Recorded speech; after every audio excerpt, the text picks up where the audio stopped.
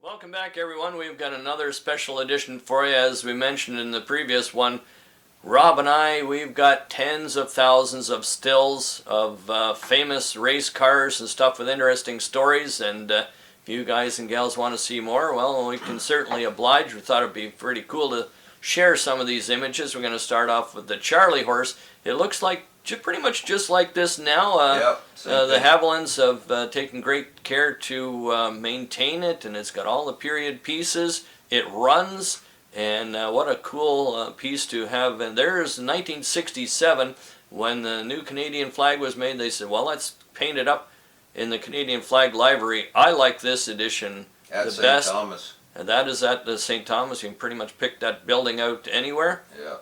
392, and here's a famous car, and Bert Strauss teaming up with Brad Francis, and this machine, I love it. If I had a lot of money, I'd restore it.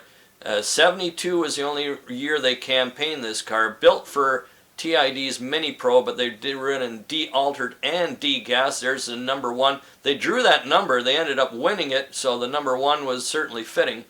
And then they went into this car, protested, and legal action almost ensuing of some very harsh letters concerning rules and legalities. This car was trick. And here it is in the last version when Bert ran it as an altered with a big block Chevy in it, still called Chief Chilly Willy. Bert retired and went crew chief road racing after this.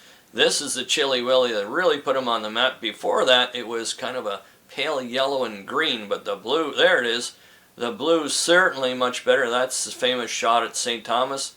Kenny K. paint. Yeah, and Kenny K., a famous painter. Classical guys. This is Cliff Satursky at famous Niagara, and I deeply regret I never went there. And you can see that his knees are just about in his chin. This is the first chassis they had injected Hemi. See the background clearly, Cayuga. Then they went, here's the later version, much more room for Cliff and a much more modern exhaust and injectors on the car. Cloak and Coats, this is a 1970 converted to 71, and there's another story that has a lot of stories of this car. Was a promotional special. This was a real deal. There was about half a dozen of them made with these colors, the white interior, loaded 446 pack car originally. It's in Quebec. It was under a lot of scrutiny because the numbers were fudged to make it look like a 71 when clearly other numbers were 1970. The car that they wanted to run is the most famous, expensive Hemikuda convertible around. It's owned by the Blake family in Arizona now, and it was Hemi Orange with orange leather interior. They loaded it all down because the delay was too long, so they took this 440 6-pack and converted it to a 71 so they could run it in Super E-Automatic that year. Here it is, and they got more of a team vibe going on. There's a couple of different versions of paint on this car, but this is the 70 converted to 71, and it's a real deal 440 6-pack convertible, which also makes it very rare. And this is the Kingfish car. It sat by the border in limbo for 8 years, I'm told, and here it is in the Petrie colors. He ran a Petrie car as well as this car almost simultaneously. In the background, Nick Minialoff's hauler looks similar to the hauler that John Petrie had.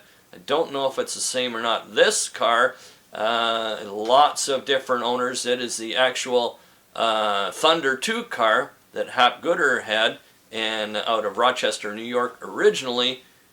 And it is restored today and went for a lot of money at auction. You can see that the Jacksons, that is Gord Coates. He owns several Chrysler dealerships, primarily up in Barrie. And he also had this one and the Hells a Poppin', which was another Petrie's original Highlander car. This one was Petrie's one of two 69 factory cars. This is a GTX Hemi convertible, and it is a real Hemi convertible, rumored to be parts and pieces of it alive in a scrapyard, the scrapyard dealer guy in Toronto. And this is Cloak's hangar, and two misspellings here, Cloak with an E and Osborne with an E. I don't know if that was on purpose or the lettering guy was having a rough day. And a version of this car apparently still survives to this day. This is the win this car. The body of it actually was the car that the last full build that John Petrie did, and he sold it to Rick Hurst. Rick Hurst later moved out of drag racing and sold it to Alban Gauthier, and this is the last incarnation that Alban had before he created this promotion similar to the Super Shops promotion, where if you bought enough product and bought enough tickets or what, I don't know the exact thing, but you could win it. Somehow Cloak won it and ran it as a B gasser, and you can fill in the blanks from there.